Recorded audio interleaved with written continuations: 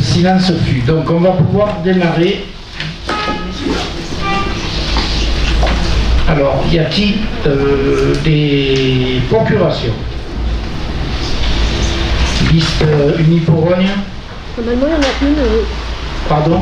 Normalement, il y a celle de Eric Darry. Aurélie, elle va arriver, elle est à l'MJC, elle s'est trouvée. Donc, et Eric a donné procuration à quelqu'un? À Aurélie. À qui? À Aurélie. Pardon. Tu peux utiliser le micro, Émilie, pour la prochaine fois. Ok. Donc, sont considérés. Donc, il y a 3 procurations. Dominique Toulon qui m'a donné procuration, Gérard Fidi qui a donné procuration à Michel Gaxot, Annie qui a donné procuration à Sophie. Ça, c'est ce qui nous concerne. Donc, on est ensemble, vous êtes tous là. Donc, on commence la séance avec, comme absent, Aurélie, Eric Darry, comment ça s'appelle déjà, Joanne Moret et Pascal Herberet. J'oublie. Elle a donné procuration. Voilà. 3, 6, 9, 10, 12, 14, 16, 18, 20. Vous en avez 5? Annick a donné procuration à Sophie Pazero. Donc je vous propose de commencer la séance. Donc, on commence avec Aurélie, donc il y a la procuration de Eric. Oui. Si tu nous la fais passer, s'il te plaît. Là, il l'a envoyé par mail. Je crois pas que c'est moi qui l'ai réceptionné, je pense que... Bon, mettez-vous d'accord de savoir qui a la procuration d'Eric et si on a un document qui dit qu'il a donné procuration. Alors, attendez, je mets mon masque. Bon, tant que vous ne nous donnez pas le document, considérons qu'il n'est pas là. Donc trouvez le document et après vous le portez à Régine. Donc nous, Mais en fait, il nous a dit qu'il avait envoyé un mail hier. Oui, en général. Quand on j'ai rien reçu, Régina. D'accord. Donc on considère qu'il est absent pour l'instant. Je vais aller vérifier ma boîte mail. Oui. Hein. Voilà. Parce qu'en fait, en général, moi j'ai déjà donné procuration. En fait, quand on reçoit la convocation, on répond et on dit effectivement je ne serai pas présent et je donne procuration. Non, il nous faut une confirmation. Non, mais en général, enfin, moi j'envoie jamais de message à Jean-François ou à quoi que ce soit. Hein. Non, mais vous remplissez le document. Vous êtes obligé soit de faire une procuration papier, soit de faire un mail. On accepte les mails. Voilà, voyons, je pense qu'il a répondu par mail. Et ça, Je vais vérifier. Régina, vous vérifierez. Si vous l'avez, on considérera qu'il est là. On va commencer le processus. Voilà. Non, pas pour l'instant. Vous direz quand il y aura un débat qui s'installera. Donc, c'est Sophie qui est désignée comme secrétaire de séance. Merci. Ah oui, pour merci. Donc, je vous propose d'adopter le compte rendu, le procès verbal de la séance du conseil municipal en date du 15 juin 2021. Y a-t-il des observations sur la rédaction de ce document? Pas de réaction, ok. Donc, qui est pour l'approbation du compte rendu? Unanimité, je vous remercie. Donc ensuite, je vous rends compte des décisions qui ont été prises par le maire en application de la délégation générale que vous m'avez donnée. Donc nous avons la décision 24 concernant le marché de travaux pour le changement des menuiseries extérieures à l'école maternelle de Rognes attribuée à la SAS Menuiserie Ferme. La 2021-25 concernant le contrat de maintenance et d'entretien des alarmes incendie par la société d'Épine. La 2021-26 concernant le renouvellement des prestations pour la capture et prise en charge des carnivores domestiques sur voie publique par la société groupe SACPA. Et la 27 relative à la location de vélos à assistance électrique par la société BI Développement. Donc nous allons pouvoir passer au premier point et je vous rappelle qu'il y a 4 questions de Rognes ensemble. On va passer au premier point qui est l'approbation du contrat de délégation de services publics relatif à l'organisation, la gestion et l'animation des accueils de loisirs périscolaires et extrascolaires.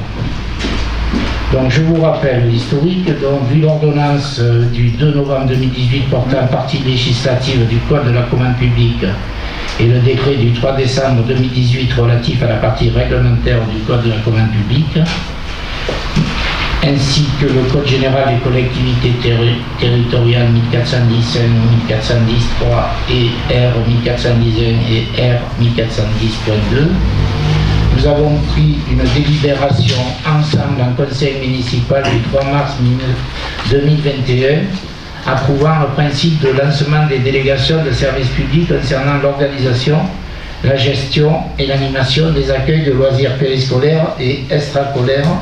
Et nous verrons dans un deuxième point la crèche multi-accueil. Alors je vous rappelle les dates de parution des publications concernant cet avis d'appel public à candidature. Le 12 avril 2021 sur les 3 profils obligatoires que la loi nous demande. Sur cette publication du 12 avril 2021, on avait fixé au 11 mai 2021 la date limite de remise des offres. Donc, pour votre information, et l'ensemble des groupes est au courant, puisque vous avez participé par l'intermédiaire de Barbara et de Émilie à la première réunion concernant l'ouverture des plis et pour vérifier si les entreprises qui avaient envoyé les documents, on pouvait les retenir ou non. Ceci a été fait en présence de M. Roustan et de la personne qui était avec lui, qui était très explicite, ces deux personnes qui connaissent très bien cette problématique de DSP, ce domaine-là. Donc nous avons eu une première réunion avec l'ensemble du conseil municipal représenté. On avait 3 entreprises qui ont soumissionné, Famille Rurale, l'Odelvar et l'IFAC. Et vu donc la commission de délégation de services publics désignée en application, je vous passe les articles, vu la liste des entreprises admises à présenter une offre, vu le rapport de la commission qui s'est réunie à nouveau en date du 1er juin 2021, donc en présence de l'ensemble des listes du conseil municipal, en vue d'émettre un avis sur l'analyse des offres et le classement de ces dernières. Vu l'éclairage apporté par la commission sur les dites offres, suggérant l'intérêt d'engager une négociation avec les 2 entreprises les mieux placées, donc vous m'avez chargé de rencontrer donc ces 2 entreprises en présence de Régina, la DGS, et bien entendu de M. Roustan. Rappelez-moi le nom de l'autre personne. Beauvéro. M. Beauvéro, voilà. Non, non, non. Vous avez rien? Non. Ok. Donc Eric Gary considéré absent. D'accord. Alors j'en étais. Donc l'éclairage apporté par la commission sur les dites offres.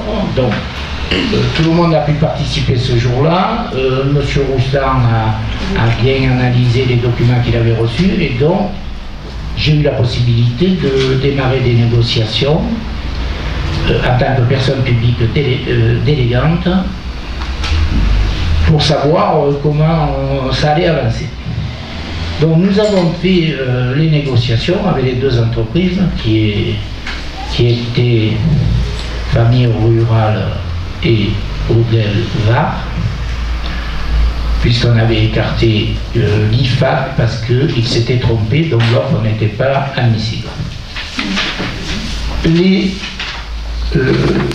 2 entreprises ont bien entendu ce que M. Roustan a demandé et ils ont pris en compte par rapport à leur première offre les éléments qu'on leur a communiqués dans la négociation, et ce qui fait qu'à la sortie nous avons eu un rapport qui donnait comme entreprise à prioriser, hein, il n'y avait pas photo, Famille Rurale, Association d'Europe. Donc vous avez pu prendre connaissance de ces éléments-là. Donc, en ce qui concerne mon papa, voilà, Famille Rurale, Donc nous a proposé un montant de rétribution annuelle moyenne sur la durée totale d'exécution à 200 080 € par an. Et ils étaient rétribution la moins disante. Et en termes de qualité, également, ils répondaient à ce que nous avons demandé dans cette DSP. Donc, à partir de là, j'ai décidé, vous m'avez donné délégation, de retenir l'AFR, pardon, et ce soir, nous validons ce choix, parce que ça se valide à conseil municipal. Avez-vous des remarques, des ajouts, des questions? Barbara.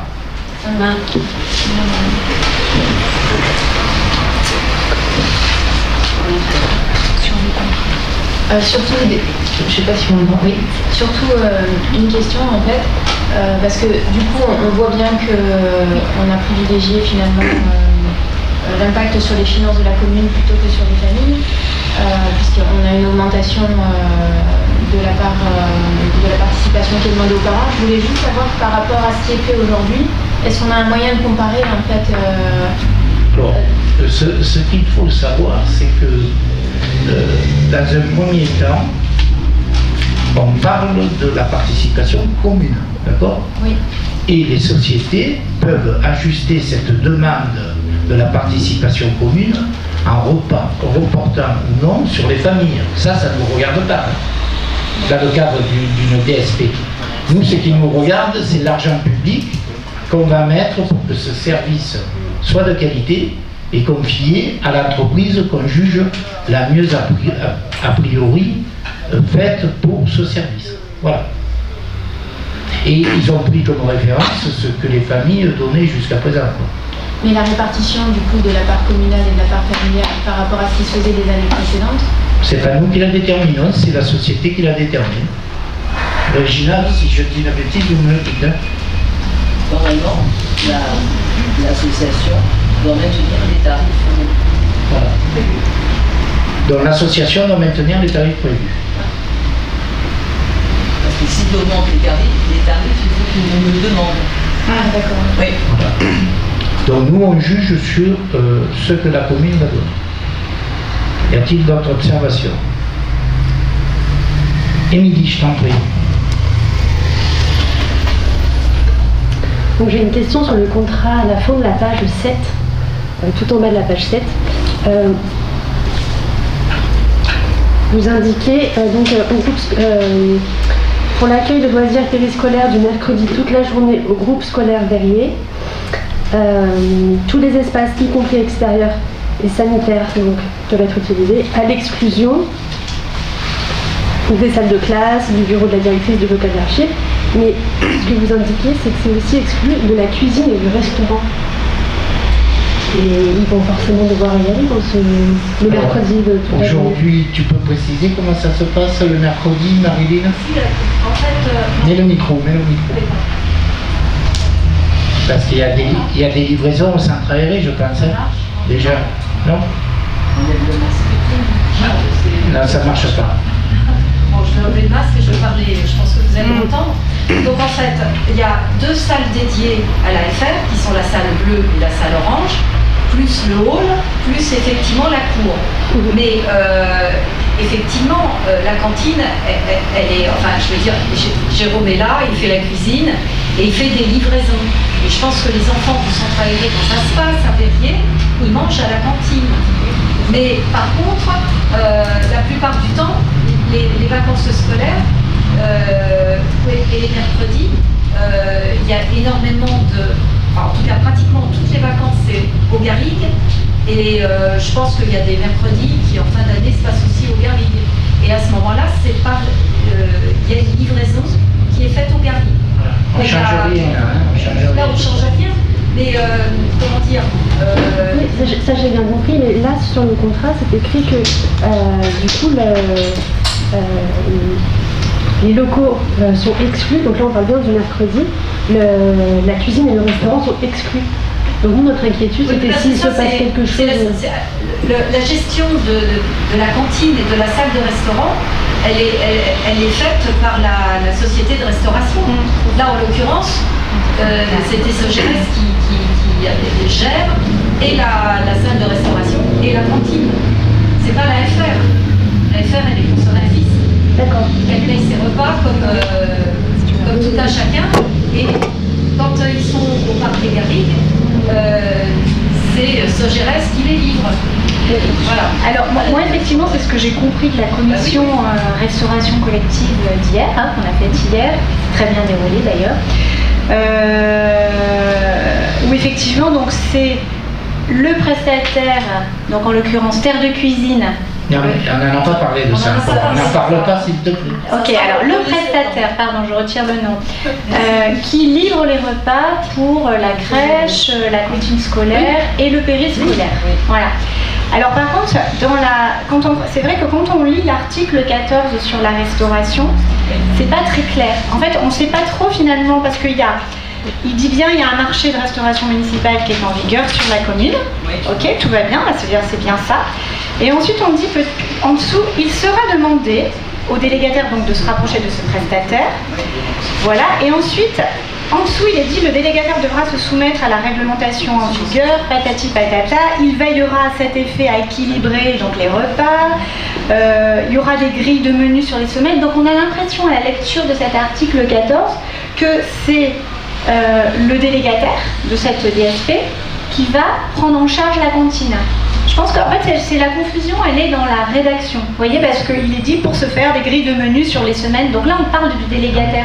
On ne parle pas tellement du marché de restauration collective. On a précisé la prise en charge des repas de la cantine pour la LSH et prise en charge par le délégataire. C'est la FR qui paye, c'est la FR qui le reporte sur les familles. Qui va payer, c'est-à-dire qu'ils vont faire un bon de commande au nouveau prestataire et ce nouveau prestataire leur transmettra la facture qu'ils vont payer. Donc si je comprends bien, il y a un marché qui va être passé entre ce délégataire et le prestataire du marché de restauration collective. C'est ça, il y a un contrat qui les lie. Non, simplement on le dit dans la DSB qu'ils prendront, si vous voulez, le prestataire existant. Bon, après... Le prestataire, disons le restaurateur, on va l'appeler comme ça va être plus simple. Le restaurateur, quand il présente son marché, il dit qu'il va faire payer tant pour les repas à la crèche, tant pour les repas à la maternelle, tant pour les repas à l'école et tant pour les repas au foyer senior. C'est ça. Okay, c'est déjà d'emblée annoncé. C'est ça. Voilà. D'ailleurs, à la commission cantine, pour ceux qui y ont déjà assisté, les repas, le mercredi, le menu est fait aussi pour le mercredi. Oui. Et d'ailleurs, l'AFR est présente. Voilà, et l'AFR est présente. Et donc, pour le mercredi. Pour les vacances, non, mais bon, après, voilà, je pense qu'ils doivent se voir tous les deux. Et le mercredi est dans les commissions cantines. Est étudié. Merci Marilyn, merci Régina. Donc on revient sur la DSP, et on n'est pas dans le marché de restauration, on revient à la DSP.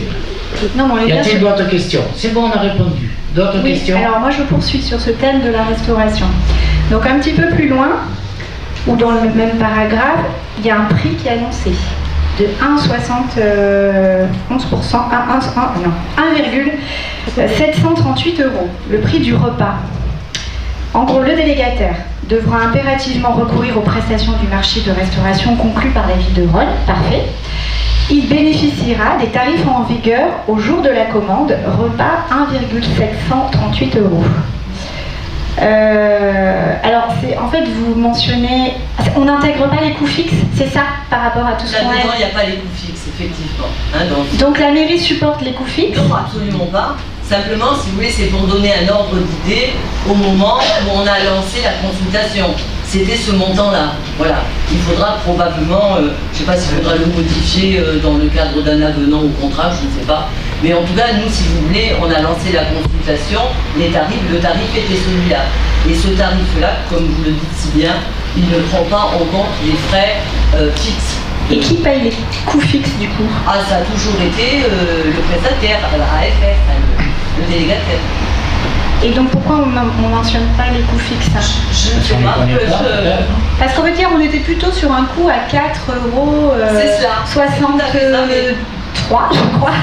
Donc en fait c'est juste que si en fait, si le prestataire il paie un contrat, il signe un contrat avec la municipalité qui prévoit que le tarif ça sera 1,738, je pense qu'il va y avoir un moment un différentiel de coût à perte pour quelqu'un, quoi. Et ça risque d'être pour la commune. Alors, non. Moi, je ne vais pas te répondre précisément, mais c'était le travail de M. Roustan Oui. d'expliquer ça aux sociétés si elles voulaient des explications. Dans la négociation que nous avons eue, ils avaient tous les éléments, ils ont posé des questions et ils nous ont fait une offre. Donc aujourd'hui, on est là pour valider ou non l'offre. Voilà. Oui, mais d'accord, mais Non, mais sauf que le prix du repas n'est pas le bon, là, Jean-François, par rapport à ce qu'on a vu hier. Est-ce que ça va être corrigé, ça?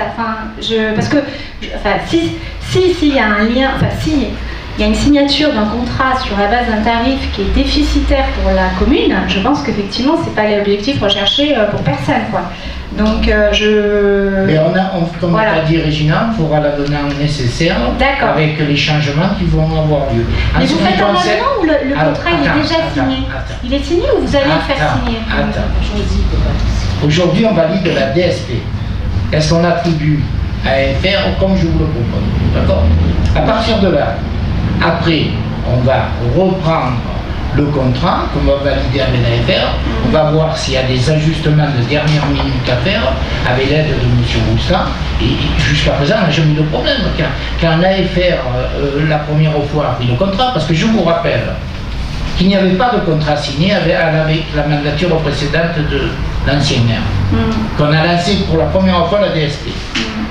Là, on a l'occasion, et l'AFR s'est battu pour garder le marché, d'accord?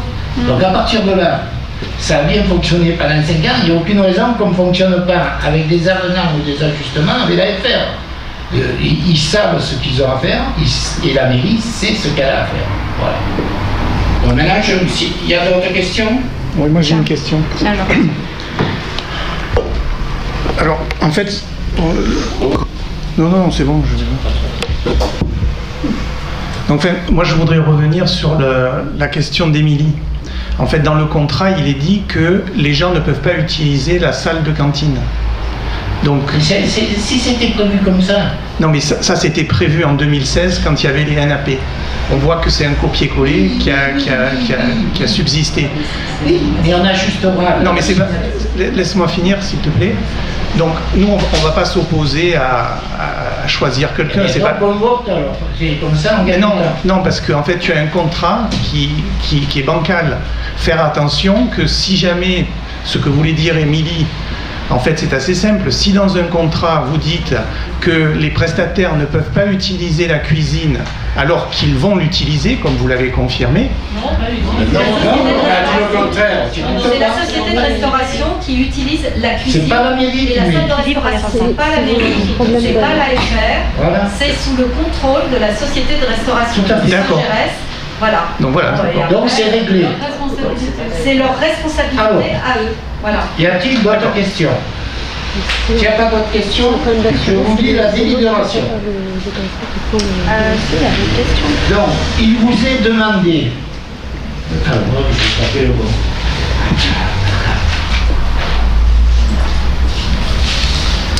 Donc, il vous est demandé d'approuver le choix de Famille Rurale Association de Rognes comme délégataire de services publics relatifs à l'organisation et à l'animation des accueils de loisirs périscolaires et extrascolaires, d'approuver le projet de contrat de délégation de services publics portant sur l'organisation, gestion et animation des accueils de loisirs périscolaires et extrascolaires de la commune pour une durée de 5 ans à compter du 1er septembre 2021. Autoriser M. le maire à signer le contrat de DSP, les pièces annexes et toutes pièces y afférentes. Qui est pour? Unanimité, je vous remercie.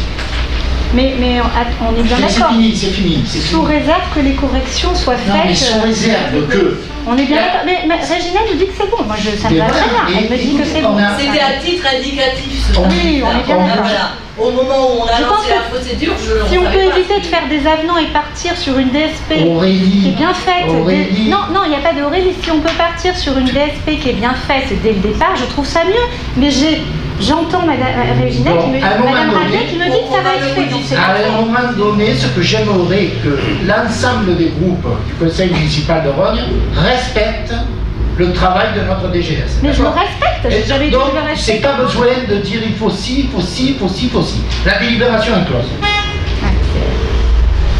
Nous passons à la deuxième, l'approbation du contrat de délégation du service public pour la gestion et le fonctionnement du multi-accueil. Donc, je ne vais pas vous répéter les dates que j'ai dit tout à l'heure, donc, date de parution 12 avril, 4 entreprises ont soumissionné, Odelva, IFAC, Bulébi, Mutualité Française. Nous avons eu une réunion en présence donc, de Barbara et d'Émilie, qui représentaient les deux groupes. Et à partir de là, il y a eu une négociation qui a été faite. Et à la suite de cette négociation, nous avons eu... Je remercie Bulébi à cette occasion. Parce que Bulébi, dans la première version, ils étaient vraiment très loin. Et dans la deuxième proposition, ils ont fait un effort substantiel important. Mais cet effort substantiel important n'a pas suffi, et comme vous avez vu, il n'y a pas photo entre les deux associations. C'est votre association pour laquelle je vais vous demander de voter. Donc Bulébi a fait des efforts, et je remercie l'association qui va gérer notre crèche, parce qu'elle a fait un effort de dernière minute sur intervention de M. Roustan et de moi-même et de la DGS.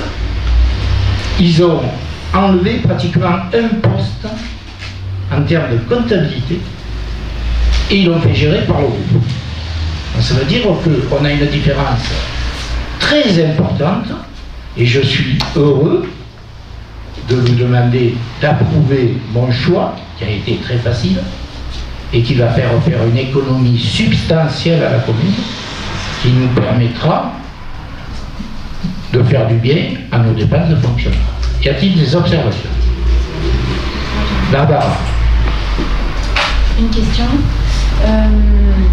Dans le cadre de la négociation, il avait été demandé aux candidats de faire un effort sur les frais de siège, entre autres Bulébi.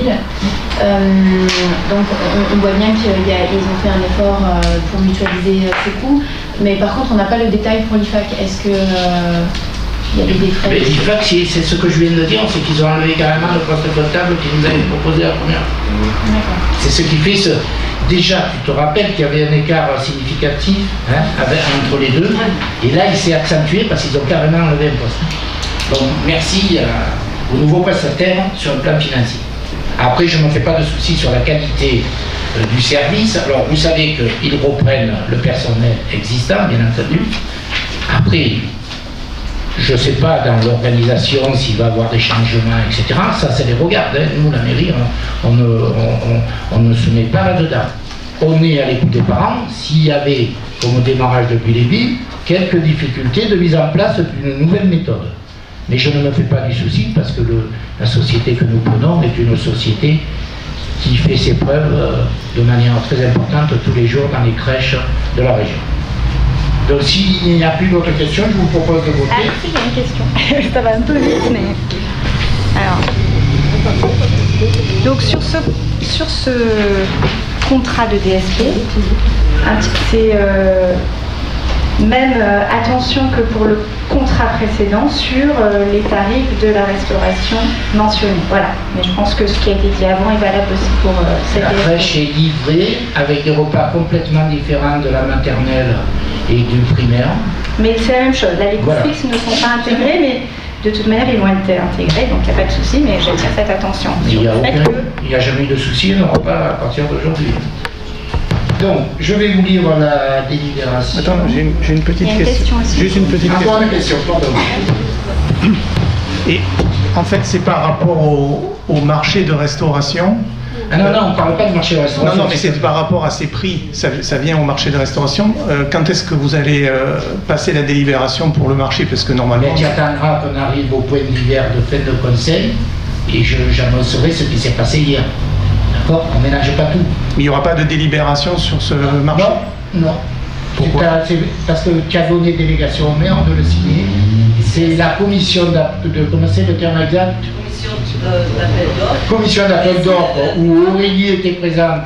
Mais justement, tu n'as pas de délégation. Si on regarde le contrat, tu n'as pas de délégation. Enfin bon, c'est juste une. C'est pour ça que je pose la question. On va voter la DSP, après on verra si j'ai délégation. Je pense que j'ai délégation. D'accord. Ok. Sinon, je ne vois pas pourquoi je ne vous le proposerai pas.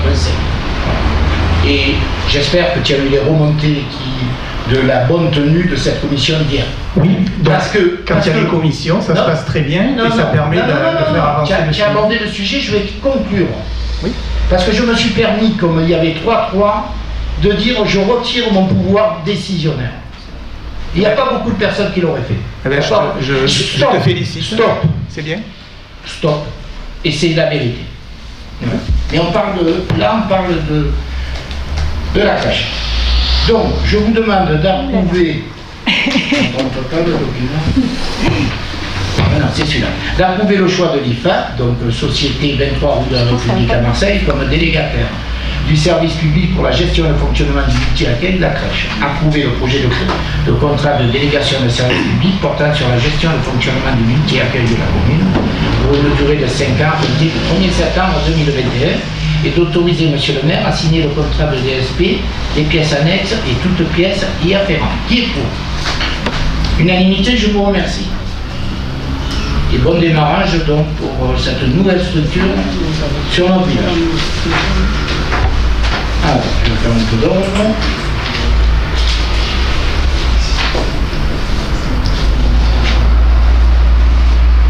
Dans le rapport 3, c'est l'approbation sur la dissolution du syndicat intercommunal d'aménagement du bassin de la Toulouse. Donc on en avait déjà parlé, la préfecture de Bouches-du-Rhône, par un arrêté du 22 décembre 2020, a lancé cette dissolution en raison de l'inactivité depuis la dernière réunion du comité syndical du 14 mai 2018 portant adoption du compte administratif 2017. En deux mots, il y aura un transfert à la métropole dans le GEMAPI, ce qui concerne la gestion des milieux aquatiques et prévention des inondations. Et on nous demande donc, comme on faisait partie du syndicat de la Toulouse, de passer cette délibération qui est la suivante: approuver la dissolution liquidation du syndicat d'aménagement du bassin de la Toulouse à compter de la date de l'arrêté du préfet à intervenir, solliciter auprès du préfet des Bouches-du-Rhône le reversement à la commune du solde de trésorerie figurant au bilan du syndicat dissous, relevant de la compétence hors GEMAPI selon la clé de répartition entre les communes membres, qui fixe la part de la commune de Rogne à hauteur de 1,60, et d'autoriser M. le maire à effectuer toutes les démarches utiles et nécessaires, etc. etc. Qui est pour? Unanimité, je vous remercie. Donc, la délibération numéro 4, c'est une délibération classique, quand la commune est impliquée dans la construction de logements sociaux. Donc, c'est l'approbation de la garantie d'emprunt à la société d'HLM Famille Provence pour la construction de 2 logements locatifs sociaux dans le centre du village, donc dans la rue Neuve. Et donc, comme la loi nous le demande, nous allons cautionner à hauteur de 45% les 5 lignes d'emprunt sollicitées par Famille Provence. Voilà, c'est du classique. Donc, s'il n'y a pas de questions, je lis la délibération. Ok. Donc,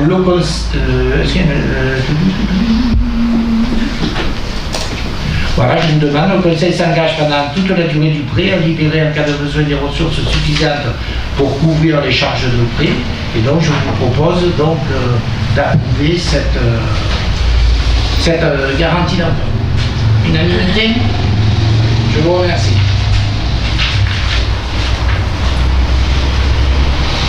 Marie? Oui. Donc moi je vais vous parler du... Est-ce que vous m'entendez? Parce que mon micro ne marche pas. Oui, Très bien. Oui, oui. Alors, je vais vous parler du plan de relance numérique. Le plan de relance numérique gouvernemental a pour but de faire face aux défis économiques et sociaux causés par l'épidémie du Covid-19. Donc en fait, cet appel à projet vise à appuyer la transformation numérique des classes du primaire en tout cas de mettre au même niveau d'équipement toutes les écoles de France et donc toutes les écoles de Provence en l'occurrence. Et en fait, il y a deux volets. Donc il y a un volet équipement et un volet services et ressources numériques. Donc pour le volet équipement, il est souhaité par l'Éducation nationale un socle numérique de base pour chaque classe. Et en fait, c'est un tableau numérique interactif piloté par un PC portable, donc dans chaque classe. Et des équipements mobiles mutualisables pour chaque école, c'est-à-dire des tablettes ou ordinateurs ultra-portables sur la base d'une classe mobile pour 4 classes. Ce qui aura pour effet positif de libérer une salle où il y a actuellement 15 gros ordinateurs.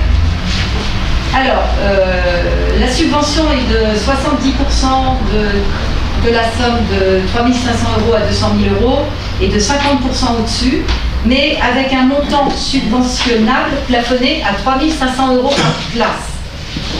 Et pour le volet services et ressources numériques, donc là il s'agit de logiciels qui permettent la communication avec les parents, les devoirs et le soutien scolaire à distance. Et éventuellement quelques logiciels éducatifs à choisir. Et là la subvention elle est calculée par élève. C'est 50% de la somme jusqu'à 250 € par élève. Donc les délais pour déposer le dossier étaient très très courts, même pas un mois. Donc nous avons rapidement travaillé avec Madame Carl, qui était la directrice de l'école primaire, avec Luc et avec Catherine. Et on a fait le bilan du matériel existant et on a déposé une demande de subvention pour acquérir le matériel nécessaire pour un matériel exhaustif pour l'école de Rhodes, l'école primaire de Rhodes. Et notre dossier fait partie des 30% des dossiers acceptés par l'Éducation nationale. Donc la présente convention a passé entre la commune et la région académique de Provence-Alpes-Côte d'Azur, présentée en annexe de la présente note, définit les modalités du cofinancement et du suivi de l'exécution des dépenses figurant dans le dossier présenté par la commune. Il est précisé que les dépenses qui seront réalisées par la commune concernent d'une part le volet équipement pour un coût d'acquisition estimé à 49 000 € toutes taxes comprises, dont une subvention de l'État de 17 150 €, et d'autre part le volet services et ressources numériques pour un coût estimé à 5 500 € toutes taxes comprises, dont une subvention de l'État qui représente 2 250 €. En conséquence, le coût total, toutes taxes comprises, sur l'ensemble du projet représente 54 500 € pour la commune, dont une subvention de l'État demandée pour un montant de 19 400 €. La date prévisionnelle de début de déploiement est fixée le 1er décembre 2021. 1er septembre, excusez-moi. J'ai pas les bonnes dates, excusez-moi. 2021. Et la date prévisionnelle de fin de déploiement est fixée le 31 décembre 2022. Il est proposé au conseil municipal d'autoriser M. le maire à signer la convention de financement. Il est précisé que la dépense relative au volet équipement est prévue dans le budget prévisionnel 2021 et la dépense relative au volet services et ressources numériques sera prévue sur le budget prévisionnel 2022. Voilà. Est-ce que vous avez des questions, des précisions, des remarques? Oui. Aurélie. Oui, je serais intéressée de savoir. Donc j'imagine qu'il y a un programme éducatif, pédagogique, qui est associé à ces logiciels et cet investissement. En fait, est-ce que vous en avez déjà connaissance? Oui.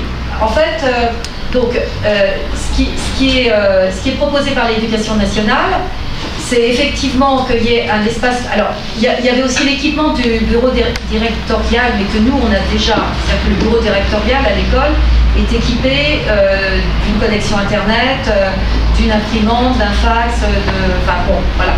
Donc, par contre, là, on change de directrice, donc va falloir rediscuter avec la nouvelle. En fait, les logiciels, c'est pour avoir un espace numérique de travail et pouvoir communiquer avec les parents. Et éventuellement, peut-être que si vous voulez, cette communication soit transmissible de l'école primaire au collège, que ça soit un petit peu une continuité.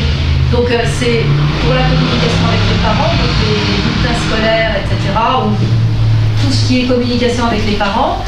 Et c'est aussi pour du soutien scolaire et des devoirs à distance. Ça, c'est le côté souhaité de base par l'éducation nationale. Après, si vous voulez, il y a des logiciels éducatifs qui peuvent être choisis. Alors, pour ce qui est du plan, disons, pédagogique, il est prévu, il y a ce qu'on appelle les EREM. Enfin, je ne sais pas si vous savez ce que c'est j'ai pris la définition parce que c'est l'enseignant pour les ressources et usages numériques. Donc, il y a les EREM qui sont disponibles pour effectivement discuter des programmes pédagogiques communs, si vous voulez, mais aussi pour chaque école avec ses spécificités. Donc, les enseignants vont avoir un programme de formation. Tous les enseignants, là il y en a, je sais pas, 460 en Provence, ils vont avoir chacun 18 heures de formation qui seront indépendants du temps scolaire, enfin en présentiel avec les élèves. Il va y avoir une plateforme et il va y avoir aussi des formations pour les familles. Voilà. Donc, en fait, c'est ce que je disais au début, c'est pour diminuer les inégalités française par l'intermédiaire de l'école pour l'accès au numérique de toutes les familles et de tous les enfants. Oui, si je peux poursuivre, parce que ça sera rapide. Et puis, il me semble qu'il peut y avoir un besoin, alors j'ouvre une parenthèse, c'est-à-dire que chaque année, les parents remplissent toujours les mêmes dossiers. Alors, pour les dossiers d'inscription, finalement. Oui, alors ça et je pense que c'est... Non, ça n'a rien à voir. Oui, ça n'a rien à voir. Non, mais je sais que on a changé le logiciel, il a été changé là. Il a été changé en début d'année, le logiciel, j'ai oublié le nom, ce qu'on appelle Arpège. Oui, c'est Arpège, je pense. Arpège. On a changé le logiciel et Sandrine, là, qui est celle chargée de la scolarité, a été formée là pendant plusieurs semaines pour avoir un nouveau logiciel, disons, plus adapté à notre société actuelle et pour ne pas que les parents recommencent.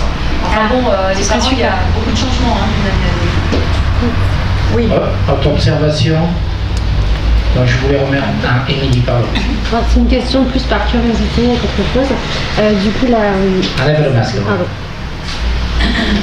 Du coup, je voulais savoir quelle est devenue la salle informatique actuelle et les ordinateurs anciens, entre guillemets. Voilà. Alors, donc, comme j'expliquais, on a changé de directrice. Madame Carl, elle tenait pas spécialement. Enfin, elle voulait garder 2 gros ordinateurs. De toute manière, une salle de plus, c'est toujours intéressant parce que c'est une salle qui pourrait servir de salle de classe. On a vu les besoins qu'il y a eu quand on a eu ce problème de toit à l'école. Donc c'est une salle qui est quand même assez spacieuse, qui pour le moment est sous-occupée et encombrée par 15 gros ordinateurs qui ne sont pas si vieux que ça puisqu'ils ont 5 ans. Ils ont été installés il y a 5 ans à l'école. Et donc là, moi j'ai rencontré la nouvelle directrice, donc Madame Stepka. Voilà, Stepka. Et alors elle, par contre, elle souhaiterait de pouvoir garder ces ordinateurs pour en mettre 2 par classe, voire pour que comme ils ont des classes à 2 niveaux souvent, que quand il y en a une partie de la classe qui travaille, les autres enfants puissent avoir un ordinateur pour continuer à travailler ou faire des recherches. Donc voilà. Alors au départ, effectivement, on avait prévu de faire un reclassement, et là en fait, je pense qu'on va les garder et pour les mettre effectivement en fond de classe. Mais par contre, la salle sera libre et eux, ils auront des portables, des tablettes. Voilà. Ok, s'il n'y a pas d'autres observations. Une question pareille, Barbara. par curiosité, les tablettes, elles restent à l'école ou alors c'est... Ah oui, alors ça, on évite. Oui, non, tout reste à l'école. C'est-à-dire qu'en fait, si vous voulez, les ordinateurs portables, par exemple, qui vont piloter les tableaux interactifs, non mais parce que je sais qu'on en a discuté, quelquefois, normalement, ils doivent rester à l'école. Les enseignants ont un petit budget pour pouvoir s'acheter des ordinateurs pour eux, portables, Et donc on en avait discuté lors de la première réunion avec le responsable académique du programme là, de la relance numérique. Et donc c'était Madame Carl qui avait dit oui mais vous savez souvent les enseignants ramènent l'ordinateur chez eux, etc. Et là l'inspecteur, ce monsieur avait dit non écoutez ça logiquement c'est du matériel qui doit rester dans l'espace scolaire. Et il leur a promis une formation pour apprendre à travailler sur le cloud. Voilà. Okay. Merci pour les précisions, Marilyn. S'il n'y a plus d'autres questions avant de passer au vote, je voulais remercier mes 3 élus, plus les agents de la mairie qui ont participé à ce travail en liaison avec la directrice. Alors on a d'excellentes relations avec les écoles. Et il faut continuer dans ce sens. Et je vais remercier l'État qui nous attribue une belle subvention. On décrit souvent l'État, mais on a besoin de l'État. Donc je vous propose de passer au vote. J'ai encore une question, c'était juste, et ce sera la dernière pour moi en tout cas. Donc effectivement, il y a une belle subvention, 19 000, c'est un budget global de 54 000, donc ces 34 000, ils seront financés comment? Enfin, je veux dire, sur quel... Voilà. De toute manière, les tableaux interactifs étaient déjà au budget. Donc, en fait, je ne crois pas qu'on va avoir ça. Au contraire, on a eu une belle surprise de se dire que finalement, on allait pouvoir finalement acheter mieux quoi avec cette subvention d'État. C'était au budget avant qu'arrive. C'est un travail de préparation qu'a fait Marilyn et Catherine à ce sujet avec Regina pour l'intégrer dans le budget. En anticipation et dans l'attente de savoir si la commune de Rognes était retenue, parce que pas toutes les communes ont été retenues, comme a précisé Marie. Ça voulait dire que le dossier a été monté de manière très satisfaisante et je remercie pour les enfants et les professeurs qui vont bénéficier de ces nouveaux services. Donc, qui est pour la délibération? Unanimité, je vous remercie. Alors, comme c'est Marilyn qui parlait, c'est lui qui va répondre à la première question de Rognes Ensemble. Je ne les prends pas dans l'ordre qui était prévu. Donc, Luc va vous répondre sur les problématiques de classe. Il faut peut-être les lire. À l'instant. Pardon? Je ne sais pas, il dit qu'il va répondre, mais on n'a pas la question. Vous n'avez pas la question? Non, nous non. Et ils vont la lire, d'accord. Ah d'accord. Non, je pensais qu'il allait répondre tout de suite, excuse-moi. Non. Il faut que les gens s'expriment. Alors, nous avons pu prendre connaissance... Prends le micro, s'il te plaît. Nous avons pu prendre connaissance des 2 autorisations d'urbanisme délivrées récemment en bordure du chemin de Versailles. Bien que répondant totalement aux dispositions du règlement d'urbanisme, ces 2 opérations vont immanquablement augmenter les problèmes de stationnement et de circulation que l'on rencontre déjà sur ce chemin. En matière de stationnement, l'opération Vénédis prévoit 46 places de stationnement, dont 10 places visiteurs, pour 32 logements, semble être la plus problématique. En effet, aucun stationnement n'étant possible en superficiel sur le terrain d'assiette de l'opération, les visiteurs dont il est illusoire de penser qu'ils auront la possibilité de stationner dans le parking souterrain stationneront en dehors de la résidence, donc bien entendu sur le chemin, juste à l'endroit où celui-ci connaît déjà un rétrécissement contrariant la circulation. Pour le lotissement domaine de Versailles, si le nombre de stationnements paraît répondre aux normes pour le moment, il est probable qu'à l'échéance de la construction des logements sociaux, les véhicules des résidences stationneront en bordure du chemin. Bien entendu, l'accroissement du trafic engendrera par ces 2 opérations va rendre encore plus gênant le rétrécissement existant. Est-il envisagé de réaliser des travaux d'élargissement nécessaires? Merci pour votre réponse. Merci, bonsoir. Alors pour répondre un peu dans l'ordre aux questions posées, donc pour l'opération Elidis, donc en termes d'urbanisme, il est classé en zone UA et donc a un règlement particulier sur le nombre de places qui doivent être attribuées lors de la construction d'ensemble ou de maisons dans cette zone-là. Je rappelle quand même, lors de la construction d'ensemble par les promoteurs,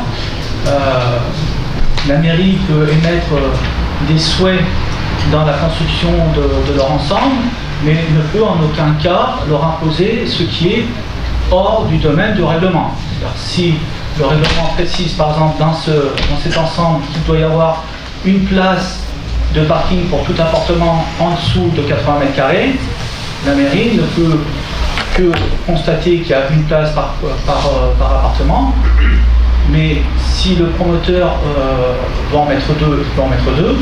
S'il veut aller en dessous du règlement, il ne peut pas. Donc on veille principalement à ce que ces promoteurs suivent la réglementation. Donc pour cette opération, je peux vous faire détailler les calculs, mais il va être un peu compliqué, mais en définitive, on doit arriver à 38 places. Le promoteur, réglementairement devant la loi, nous doit 38 places. Aujourd'hui, suite à des échanges qui étaient faits avec M. le maire et les promoteurs, nous sommes à 46 places. Donc il y a une augmentation sensible du nombre de places pour pouvoir accueillir tous les résidents naturellement et également les visiteurs. Alors la question posée, c'est savoir comment les visiteurs vont pouvoir accéder aux places visiteurs qui sont en sous-sol. Tout simplement, les résidents qui accueillent ont une télécommande et pourront ouvrir le portail qui donne accès aux places visiteurs. Je rappelle quand même que dans la plupart des villes, il n'y a pas de place mise à disposition des visiteurs en dehors des périphéries, de l'assiette de la construction, et ça se passe souvent comme ça, c'est-à-dire que les visiteurs avertissent les personnes qui sont visitées et ces dernières peuvent ouvrir et donner accès au sous-sol où sont prévues les places visiteurs. Le dispositif est comme ça. Ensuite, c'était aussi une volonté aussi environnementale afin de pouvoir garder le maximum de zones vertes en surface, non seulement pour l'environnement, on va dire physique, mais l'environnement visuel aussi, pour éviter de se retrouver aussi avec des dalles de béton noires, absorbantes de chaleur, totalement disgracieuses et préserver aussi les habitants qui sont aux alentours. Donc c'était vraiment un choix pour essayer de trouver la bonne ligne de crête à cet ensemble. Pour le domaine de Versailles, donc, qui était une zone en termes d'urbanisme en 1 AUHA, donc ce n'est pas le même règlement.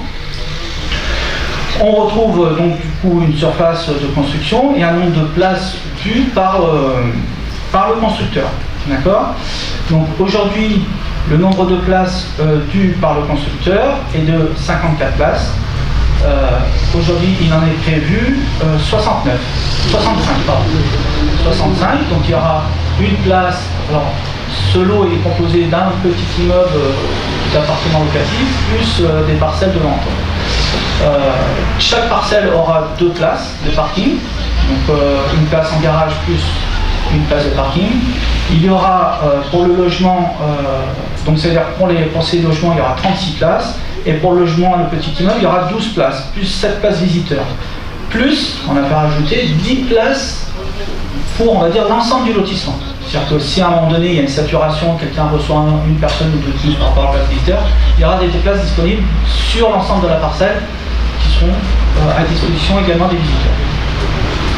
Donc ce qui veut dire que lorsque un programme est lancé sur Rhône, on est très bien conscient de la problématique de place sur Rhône et nous demandons systématiquement, bien sûr en accord avec les promoteurs, qu'ils ont la main, de bien vouloir augmenter le nombre de places pour pouvoir accueillir le maximum de personnes et éviter un effet de je me gare sur le côté et je gêne la circulation. Après, comprenez bien que le promoteur a son équilibre et limite aussi par rapport à la parcelle et à son équilibre financier, il y a des limites où on ne peut pas aller. Voilà, j'espère avoir répondu à vos questions. Qui a la troisième parole? Je repose. Oui. Alors pour l'élargissement de la route, donc, il est prévu au niveau de la commune de réfléchir globalement sur la circulation à Rhône, parce que effectivement le village grandit, il a besoin d'évoluer.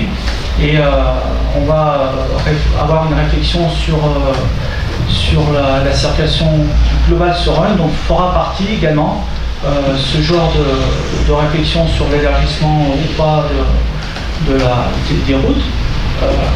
Juste pour info, plus vous élargissez les routes, plus les gens roulent vite. Donc il faudra encore une fois de plus trouver les bonnes lignes de trait, peut-être en étant un peu novateur dans une nouvelle circulation dans Rhône ou des choses comme ça, mais il faut bien faire attention à cette réflexion et élargir pour élargir et augmenter du coup les dangers. Merci Luc. J'apporte deux précisions. Actuellement, il y a la possibilité que s'il y a des fêtes un peu plus importantes chez quelqu'un d'aller garer un ancien stade. Et nous allons matérialiser d'ici la fin de l'année l'acquisition des 2 terrains Philly qui sont au début de la route Saint-Estève qui serviront de parking de dissuasion. D'autre part, en ce qui concerne le dernier point de vue, moi je préfère, mais c'est Jean-François Corneau, lui vous a dit qu'il allait avoir une réflexion globale. Moi je préfère que ce soit étroit, comme ça roule à 30. N'en dis pas plus. Donc on va passer à la deuxième question. Je propose que ce soit Nadia, si c'est elle qui a posé la question sur les Merlons. Donc, merci Luc pour ta réponse très précise et qui a montré le respect et l'engagement de la commune dans les négociations avec les promoteurs. À l'issue du conseil municipal du 15 juin, vous avez bien voulu répondre à notre question concernant les aménagements illicites du Merlon en bordure des routes départementales de la commune. Et nous en remercions. Nous avons appris que depuis, l'aménagement du Merlon au domaine de Bresse était en cours de régularisation et nous en félicitons. Concernant l'aménagement monstrueux du Petit Saint-Paul, vous avez précisé que la DPTM a été saisie du dossier et qu'une procédure d'infraction au code de l'urbanisme avait été déclenchée en l'encontre du propriétaire. Il nous semble pourtant que le propriétaire n'est pas le seul ni le plus fautif. L'entrepreneur qui dépose ces matériaux à cet endroit le fait en toute conscience, en infraction totale aux dispositions du code de l'environnement et devrait donc à ce titre être poursuivi de la même façon que le propriétaire.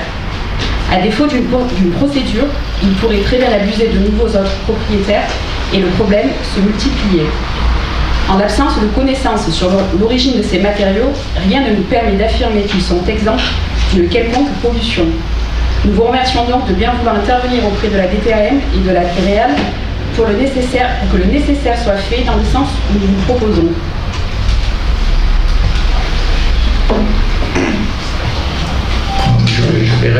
Je vais répondre. Donc, Daniel, qui travaille à l'urbanisme, m'a rappelé l'historique. Ne vous inquiétez pas, on a pris le problème en compte tout de suite. La DDTM est déjà au courant. Il y a des échanges de mails. Le dossier du Merlon, il est épais comme ça. Donc, ça veut dire qu'il est pris en compte. La bonne nouvelle, c'est qu'apparemment, l'origine des dépôts de terre est connue et n'apporte pas, et c'est pas le maire qui va analyser ça, n'apporte pas d'éléments négatifs. Voilà. Sur la qualité, ça vient d'un chantier, on a l'analyse qui a été faite par les personnes habilitées avant la construction d'un immeuble, etc. Donc ça, c'est le point positif. Par contre, il y a un point très négatif. Quand vous dites qu'il faut s'adresser à l'entrepreneur, c'est pas le rôle du maire de le faire, parce que si l'entrepreneur vient déposer des gravats à ce niveau-là, c'est qu'il a obtenu l'accord du propriétaire du terrain. Et moi, je dois gérer la propriété du terrain, donc je dois gérer la partie propriétaire. Mais il y a un élément encore favorable dans le dossier pour qu'on avance, et je pense qu'il va y avoir des sanctions exemplaires, c'est que la DDTM s'est déplacée sur le site, je ne sais pas si je vous l'ai dit l'autre fois déjà, a conversé avec l'entreprise, et ça s'est très très mal passé. Donc je vous passe le contenu des mails de la DDTM qui nous demande de faire un rapport en adéquation avec la non-communication préalable, la non-communication sur le présent, etc. Donc je pense que ça va servir d'exemple, ce dossier. Le procureur décidera, c'est pas au maire de décider. Voilà, il est pris en compte. La troisième question, les places de stationnement.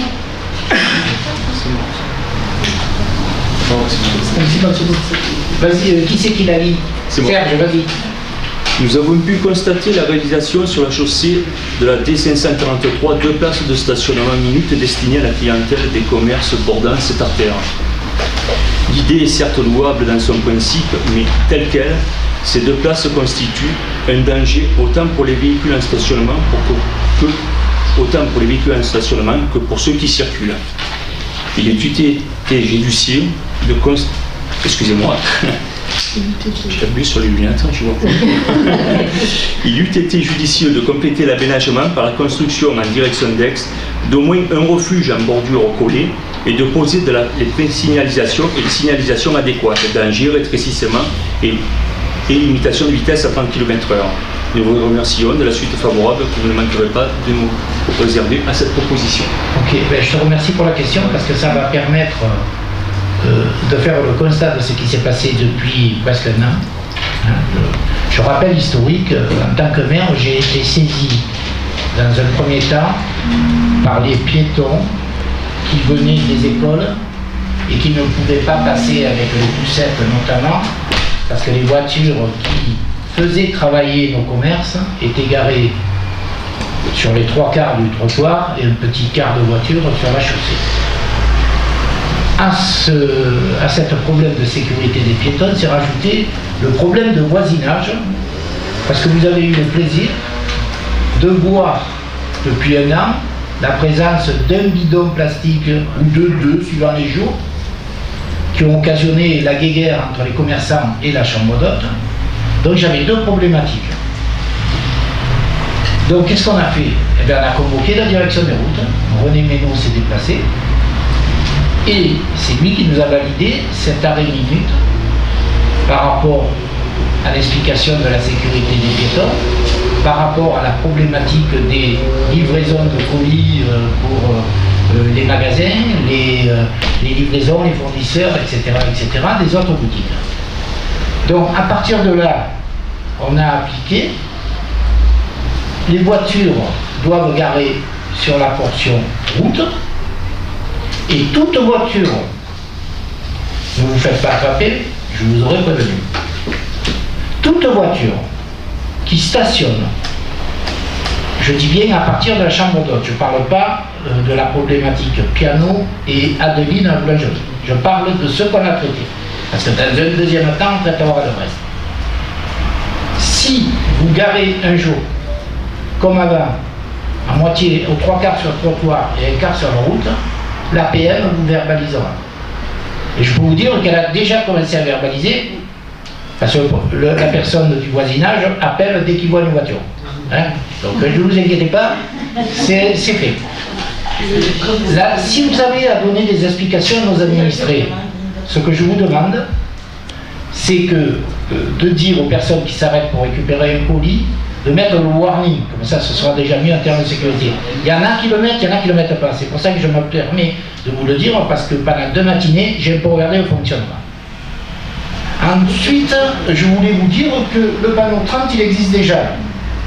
Il est juste dans mon dos, là, pour prévenir de la traversée surélevée du piano, que nous allons reprendre incessamment sous peu. Voilà.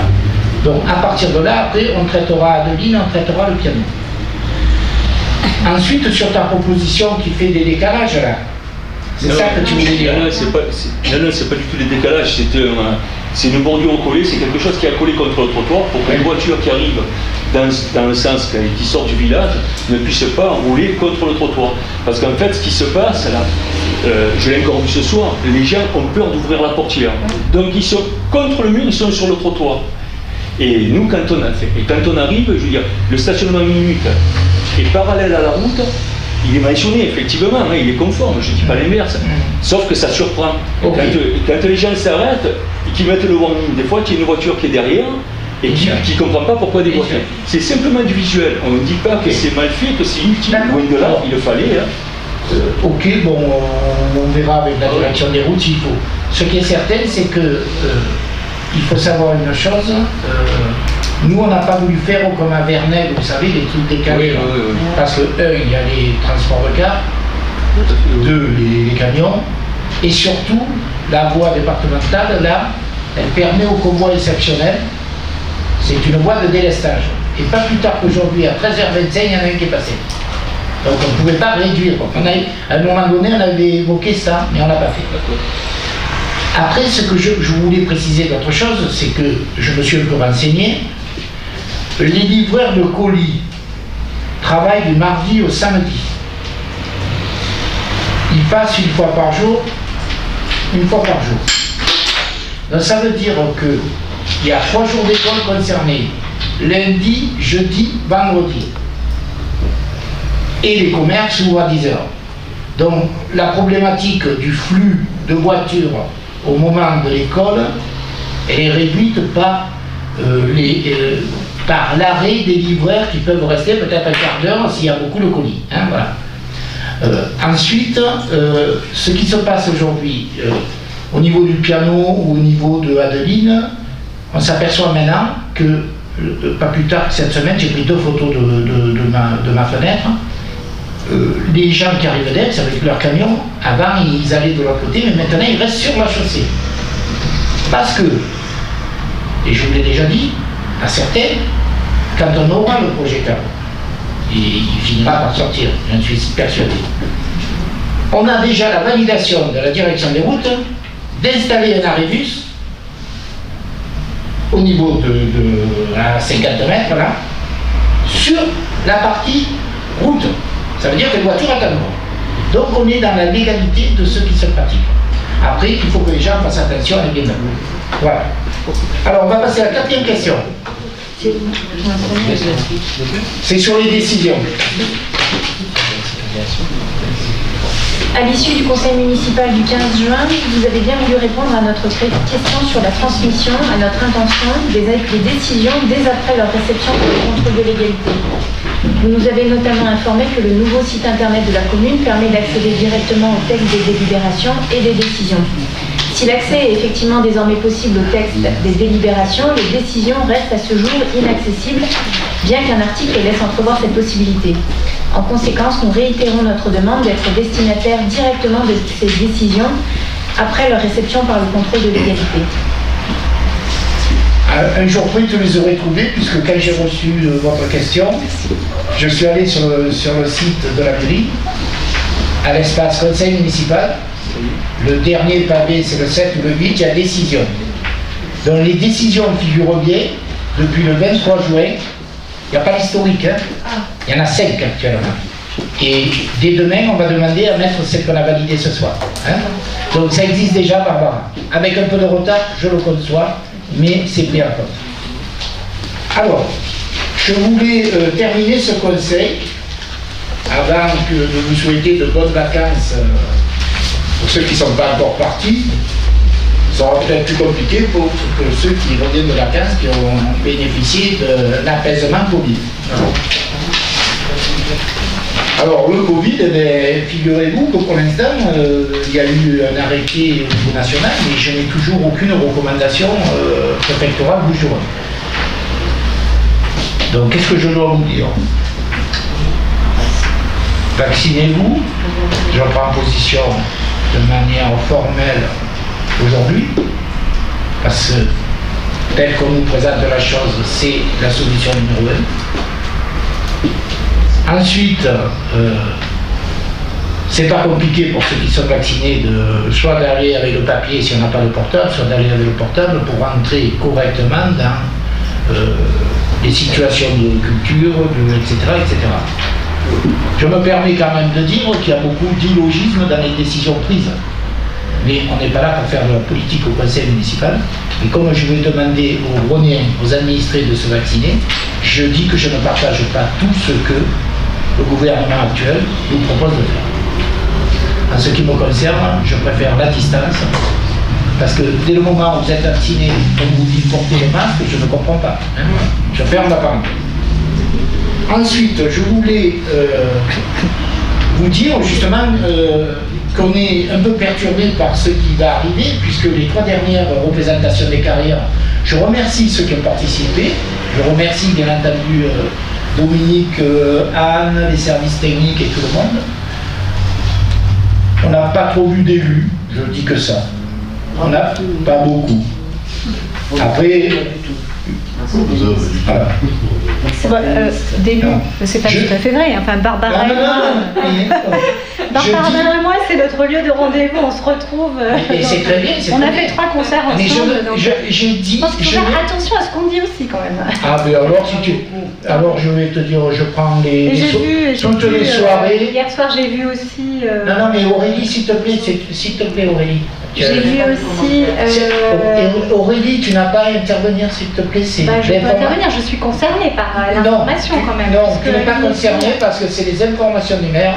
Et une fois de plus, tu coupes la parole au maire. Moi, je ne coupe pas la parole au maire. Il y a une chose qui est erronée, donc forcément. Je te coupe la parole parce que tu ne respectes pas la position de maire. Je demande à ce qu'on dise des choses vraies. Laisse-moi finir la présentation. Je regrette qu'il n'y ait pas eu plus de présence d'élus. Voilà. C'est tout. Après. Mais d'élus de la majorité ou. Ah oui, d'accord. D'élus. Okay. Ensuite, bon, je voulais organiser avec le président des anciens combattants le 22 août pour la libération de Rhône, l'Aïoli dans la cour de la médiathèque comme on faisait avant, mais je ne sais pas si je vais pouvoir le faire. J'en suis désolé parce que ça aurait été l'occasion un peu de remettre un peu du boni pour nos anciens. Donc, à suivre. Ensuite, je voulais vous dire que l'année prochaine, nous sommes au 50e du jumelage, donc on a rencontré avec Marie-Line Joël le comité de jumelage, et nous avons commencé à travailler un petit peu. C'est le comité de jumelage qui va commencer à voir ce qu'on peut mettre en place en contactant Marie-Line. Ensuite, je voulais informer tout le monde que nous faisons une analyse des besoins sociaux sur la commune de Rhône par l'intermédiaire du CCAS. C'est Sophie, on a choisi une personne pour s'occuper de ça. Je voulais vous annoncer que finalement, et c'est une bonne chose pour la rentrée prochaine, pas celle de 2021 mais de 2022, le principal du collège a pu obtenir une création d'une 6e supplémentaire. Sinon, il y avait 6 gamins qu'on ne pouvait pas accueillir, des gamins de Rhône et de Saint-Cana. Donc le fait qu'il y ait eu création, et l'année prochaine normalement il y aura un peu plus de gamins avec les constructions que nous avons, je pense que c'est une bonne nouvelle pour les années à venir.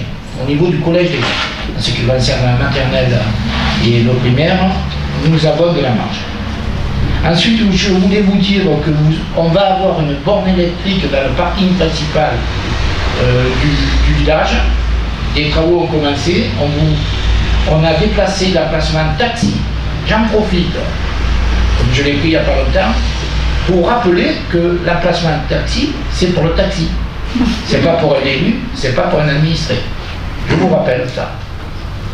Et administré compris, hein, je leur parle. Ensuite, pour vous dire qu'on a rencontré la métropole récemment, concernant l'aménagement du centre, pour Saint-Étienne-Ferrage et les 2 escaliers, et l'aménagement de la montée de la Besque, et qu'on devrait avoir une acceptation de leur part de la prise en charge, puisqu'il y a eu transfert de compétences pour l'eau, l'assainissement, j'oublie le pluvial, donc ils sont d'accord sur le principe pour prendre en charge, ils vont le chiffrer, et ça veut dire qu'on pourra lancer les 2 chantiers. Le dernier point, puisqu'il a été abordé, je comptais y faire référence, c'est le marché de restauration. Dans le marché de restauration, on peut dire que nous avons choisi une autre société que Sogeres, que les sociétés qui n'ont pas été retenues, il y avait 3 candidats. Les 2 qui n'ont pas été retenus, il y a un courrier que j'ai signé tout à l'heure, qui part lundi, Régina, le courrier ou aujourd'hui? Pour les sociétés qui ne sont pas retenues, ça part aujourd'hui. Et après, il y a une date à laquelle on doit officialiser le marché à la nouvelle société. C'est une société locale qui est située sur Rognona et les références qu'on avait étaient très bonnes. Là aussi, on a été assisté d'une personne comme M. Roustan dans son domaine qui a été bien dans les réponses et dans le travail fourni. À mon goût, c'était un peu trop précis, mais bon, chacun son métier. Voilà, donc là, ça change. Il y aura le marché du nettoyage qui sera lancé en fin d'année aussi. Donc, malgré l'année Covid de l'année dernière, malgré de nouvelles élections, malgré tout le travail qu'on a à faire au scolaire, moi je voulais remercier tous les élus, tous les agents, tous les membres de l'opposition qui contribuent, qui commencent à contribuer positivement à des réflexions avec nous. Et bien entendu, j'attends que tout le monde fasse pareil. Voilà. Je vous souhaite un bel été, une bonne soirée. Il reste 2 soirées aux carrières, dont une ce soir, c'est votre plombier peut-être, Kiran Gossia, qui a une passion, et on lui a confié les carrières. C'est à 21h30. Et demain, nous avons 3 personnes qui vont faire une comédie musicale. Il paraît que c'est très intéressant. Donc, ceux qui ont entendu mon message de tout à l'heure, vous avez 2 soirs pour vous rattraper. À bientôt.